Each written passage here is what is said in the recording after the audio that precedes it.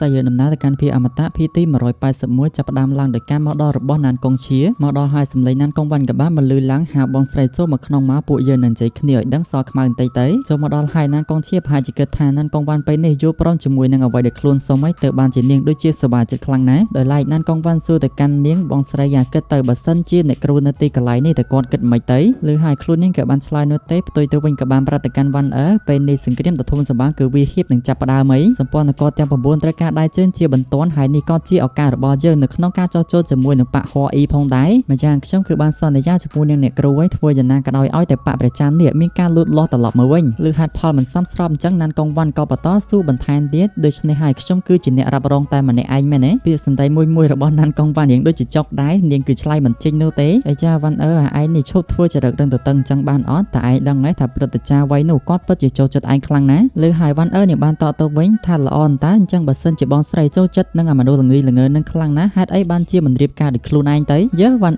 នាងប្អូនអាប់ប្រៃនាងប្អូនឈាមថោកគ្មានពួយគ្មានមេបាប្រដៅបានជាគិតថានំគឺធំជាងនីលមែនទ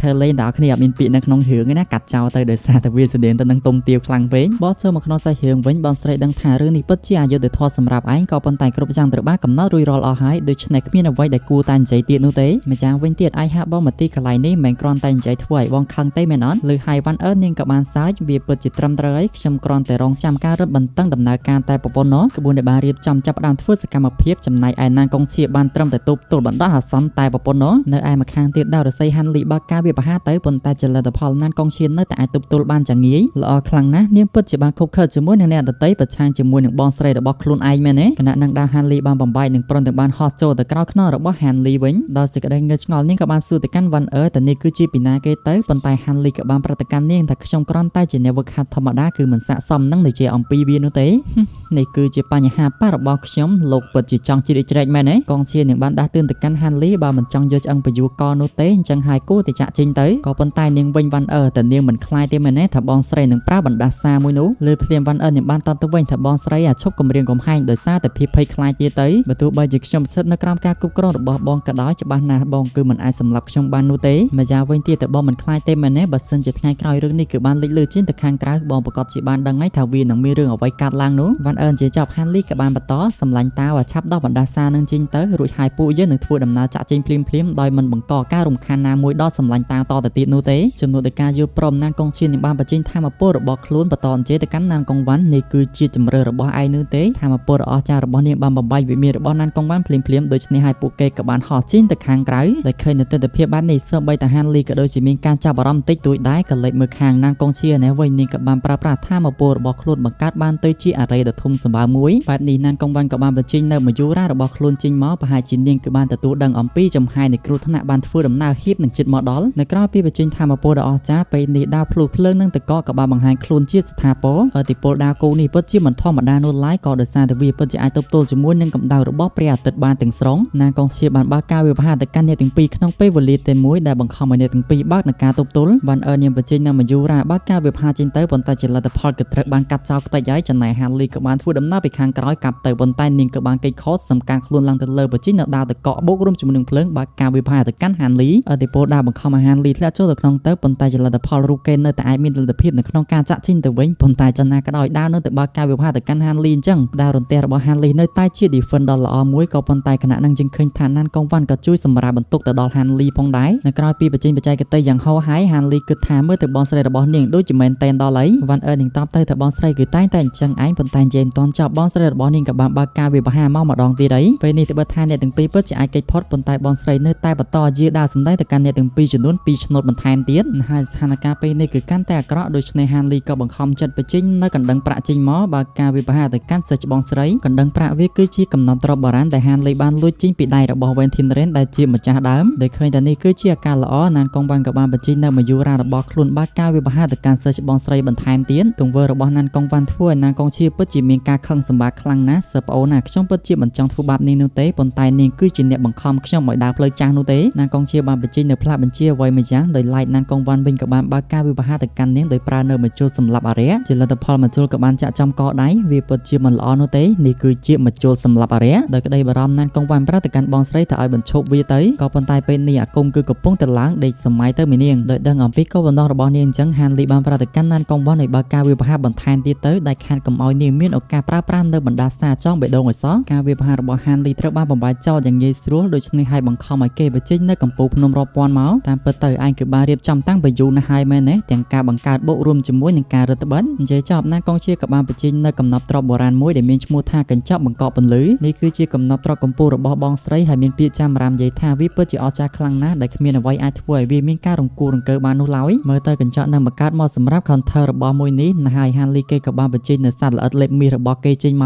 កដែលលើនៅបញ្ជាមេពួកវាក៏ចាត់ឲ្យធ្វើការប៉ុន្តែចំណាក៏ដោយកញ្ចក់បង្កក់ពន្លឺនៅតែមានប្រសិទ្ធភាពស្លៀកនៅអាការល្អបែបនេះវ៉ាន់ប្រតិកម្មហានលីដោះស្រាយជាមួយនឹងបងស្រីមួយរយៈសិនទៅទុកពេលឲ្យនាងបញ្ចេញនៅបច្ចេកទេសដ៏អស្ចារ្យមួយនេះគឺជាពន្លឺដ៏ទេវភាពនៃការចាប់កំណើតតែនាងពិតជាចង់ប្រយុទ្ធជាមួយនឹងបងស្រីរហូតដល់ស្លាប់ម្ខាងម្នាក់មែនទេមែនតើណានកងវ៉ាន់គ្រាន់តែបំភ័យនាងនោះទេបើសិនជាបងស្រីមិនចង់ប្រយុទ្ធគ្នារហូតដល់ស្លាប់ម្ខាងម្នាក់អញ្ចឹងហើយគូទៅដោះលែងខ្ញុំឲ្យចាក់ចេញទៅតែចម្លើយពួកយើងគឺបានដឹងច្បាស់ហើយហេតុអ្វីបានជានាងនៅតែពោពីដែលអត់ប្រយោជន៍បែបនេះជារឿយៗកងឈៀននៅតែបន្តព្យាយាមរត់គេចអំពីកំពូលភ្នំរាប់ពាន់របស់ហានលីវាចាស់លពោថាការតស៊ូគង់បានសម្រេចជាលទ្ធផលនាងពិតជាអាចចាក់ចេញពីកំពូលភ្នំរាប់ពាន់បានតែការត្រឡប់មកវិញរបស់នាងត្រូវបានសប្រៃទៅដល់បច្ចេកទេសអារក្សនៃកោះជូជីងបើការវាផាទៅកាន់នាងភ្លាមបច្ចេកទេសអារក្សពិតជាការសាហាវខ្លាំងណាស់ប៉ុន្តែចំណាក៏ដោយហានលីក៏បានឆោតដាវចេញមួយឆ្នូតបន្ថែមទៀតដោយសារតែបងស្រីរងការវាផាយ៉ាងខ្លាំងរបស់ហានលីធ្វើឲ្យណានកងវ៉ាន់ពិតជាមានការបារម្ភទៅកាន់បងស្រីខ្លាំងណាស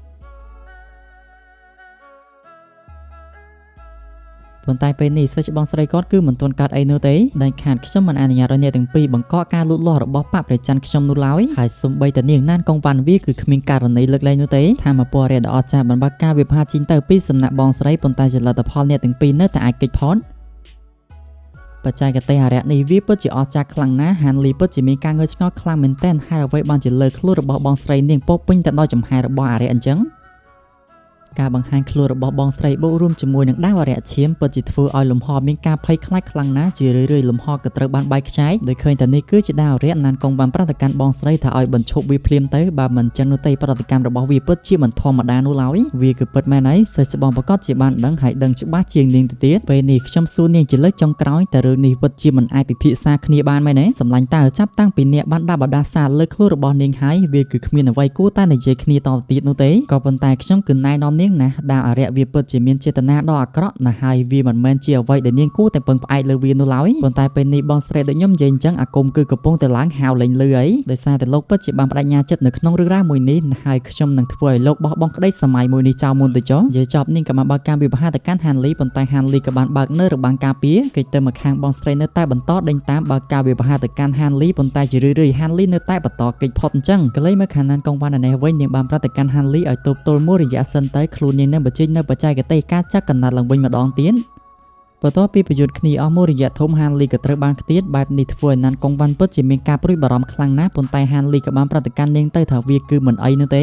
ត្វល្អិតលេបមាសរបស់ហានលីបង្កើតបានទៅជាអាយ៉ងបើកការវិភាគទៅកាន់សិស្សច្បងស្រីប៉ុន្តែចំណាក៏ដោយវាពិតជាមិនអាចទៅរួចជាមួយនឹងសិស្សច្បងស្រីនោះឡើយមកមួយដេកមួយមកពីររលាយពីរក្រៅសាច់រឿងតិចសូមទៅសារទៅកាន់ Studio ដែលសូមបីតែការបង្កើតចំហាយនៃធម្មពលដាវនឹងវាពិតជាល្អឥតខ្ចោះខ្លាំងមែនទែនសម្រាប់ខ្ញុំដោយឆ្លៀតនៅឱកាសមួយនេះហានលីពិនិត្យមើលទៅកាន់សិស្សច្បងស្រីឃើញថារស្មីរបស់ដាវពោពេញទៅដោយចំហារៈដ៏ធ្ងន់ធ្ងរដោយឡែកសិស្សច្បងស្រីវិញអត់ខ្វល់នោះទេថាមកពររៈមានប៉ុណ្ណាសូមបញ្ជាញអស់ដៃហើយនៅពេលនេះហានលីប្រហែលជាអត់ចង់លេងជាមួយនឹងនាងតទៅទៀតនោះទេដូច្នេះហើយគេក៏បានបញ្ចេញនៅរន្ទះពណ៌មាសដែលវាប្រៀបដូចជារន្ទះឋានសួគ៌អញ្ចឹងនៅពេលនេះហានលីអត់ចាំយូរនោះទេបានបើកការវិភាគទៅកាន់សិស្សច្បងស្រីដោយឡែកសិស្សច្បងស្រីវិញបានត្រឹមតែភ្ជាប់អាល់តែប៉ុណ្ណោះនេះវាមិននឹងអាចទៅរួចទៅថាមកពររៈរបស់ខ្ញុំពិតជាត្រូវបានបំបែកមែនទេមកចារ៉ាំជាមួយនឹងវ៉ាន់វិញម្ដងពេលនេះបច្ចេកទេសដតេវភាពរបស់នាងក៏ត្រូវបានបង្កើតឡើងរួចរាល់ហើយវ៉ាន់រៀបចំខ្លួនត្រៀមនឹងបើកការវិភាគដោយឡែកហានលីវិញកំពុងតែគិតតែវាមិនគ្រប់គ្រាន់មែនទេអញ្ចឹងគួរតែបន្ថែមវាបន្តិចទៀតទៅ ថាមពលដ៏អស្ចារ្យរបស់អ្នកទាំងពីរពិតជាអាចដាក់សម្ពាធទៅលើសិស្សច្បងស្រីបានហើយជាលទ្ធផលគាត់ក៏បានទល់ផ្អកអបជាមួយនឹងដីបារីត្បិតថាបើការវិវហាក៏ពិតមែនប៉ុន្តែក្នុងចិត្តរបស់ណាងកងវ៉ាន់ពិតជាមានការបារម្ភទៅកាន់សិស្សច្បងស្រីខ្លាំងណាស់ពេលនេះបងគឺបានចាញ់ហើយដូច្នេះហើយឆាប់បោះបង់វាចោលទៅប៉ុន្តែចំណាក៏ដោយសិស្សច្បងស្រីគឺពិតជារឿងក្បាលខ្លាំងណាស់ណាងកងឈៀប្រើយន្តមួយដើម្បីតែរត់គេចខ្លួនក៏ប៉ុន្តែជាលទ្ធផលយើងគឺបានដឹងច្បាស់ហើយក៏ដោយសារតែហានលីគឺបានរៀបចំទុកជាស្រេចនៅទីបំផុតវាគឺដល់ពេលវេលារបស់ខ្ញុំម្ដងហើយសំណាញ់ពណ៌ស្វាយក៏បានបង់ពីលើក្បាលរបស់ណាងកងឈៀប្រៀបដូចជាសំណាញ់បងត្រីដោយសំណាញ់ហុំព័ទ្ធខ្លួនចឹងសិស្សច្បងស្រីខំប្រឹងបំបីខ្លាំងណាស់ដែរប៉ុន្តែលីងឡុងបានប្រាប់ទៅថាសន្សំកម្លាំងរបស់យូឯងទៅគឺវាល្អប្រសើរជាងដោយឃើញទស្សនភាពបែបនេះធ្វើឲ្យណានកងវ៉ាន់ពិតជាមានការបារម្ភទៅកាន់សុវត្ថិភាពរបស់បងស្រីខ្លាំងណាស់នៅពេលនេះបងស្រីប្រហែលជាអស់ផ្លូវមែនតើហើយដោយឡៃហានលីវិញក៏បានប្រើប្រាស់ថាមពលបន្ថែមទៀតដើម្បីទៅឃុំនាងតោដោយស្ថានភាពខ្លួនឯងកាន់តែអាក្រក់សិស្សច្បងស្រីក៏បានអង្វរទៅកាន់ណានកងវ៉ាន់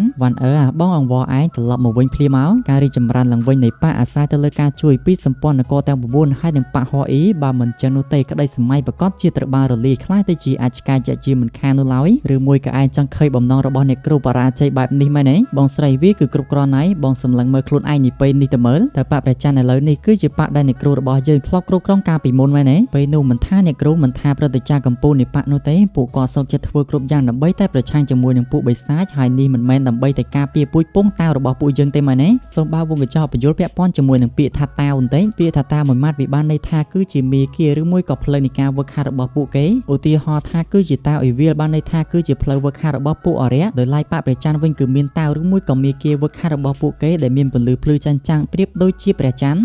មានពន្លឺភ្លឺដ៏អស្ចារ្យកម្ពស់ខ្ពស់ហួសផុតពីមេឃព្រះច័ន្ទគឺមានពន្លឺភ្លឺគ្រប់ទីកន្លែងវាគឺជាមិត្តរបស់អ្នកប្រាជ្ញសុចរិតក្តីសម័យអ្នកបន្តវិញមិនដែលវង្វេងនៅឡើយព្រះច័ន្ទមានឡើងមានចុះមានភ្លឺមានស្រអាប់នេះគឺជាកំណាព្យប៉ាព្រះច័ន្ទរបស់យើងរាល់ពាក្យពេចន៍រាល់ពាក្យសម្ដីគឺសុទ្ធតែបង្កប់នូវអត្ថន័យរួមជាមួយនឹងវិញ្ញាណបុព្វបុរសតែសិស្សច្បងពិតជាបានភ្លេចវាឯមែនទេនៅក្រៅពីស្ដាប់ពាក្យសម្ដីរបស់សិស្សប្អូនហើយធ្វើណានកងឈៀននេះមានការភ្ញាក់រលឹកតែខ្ញុំខុសហើយមែនទេវ៉ាន់នាងនៅតែបន្តព្រះច័ន្ទគឺជាធម្មជាតិមានមេឃស្រឡះមានពពកមានភាពពេញលេញរួមជាមួយនឹងការបាត់បង់ដូច្នេះហើយហេតុអ្វីបានជាពួកយើងត្រូវធ្វើតាមឆន្ទៈរបស់អ្នកដទៃដូច្នេះចំពោះពីពពាវិញខ្ញុំពិតជាសុំទោសខ្លាំងណាស់ហើយបើទោះបីជាវ័យវូយ៉ាមកផ្ទាល់ក៏ដោយការសម្រេចចិត្តរបស់ខ្ញុំវាពិតជាមិនអាចកែប្រែបាននោះឡើយស្ដាប់ពាក្យសម្ដីសិស្សប្អូនបដារូបនាងបន្តគិតបដាណាស់ហើយទៅចោះណានកងវ៉ាន់ពេលនេះប៉ាព្រះច័ន្ទគឺមិនពាក់ព័ន្ធជាមួយនឹងនាងតទៅទៀតនោះទេហើយពេលនេះខ្លួននាងផ្ទាល់ក៏មិនហាមអ្នកទាំងពីរតទៅទៀតនោះដែរ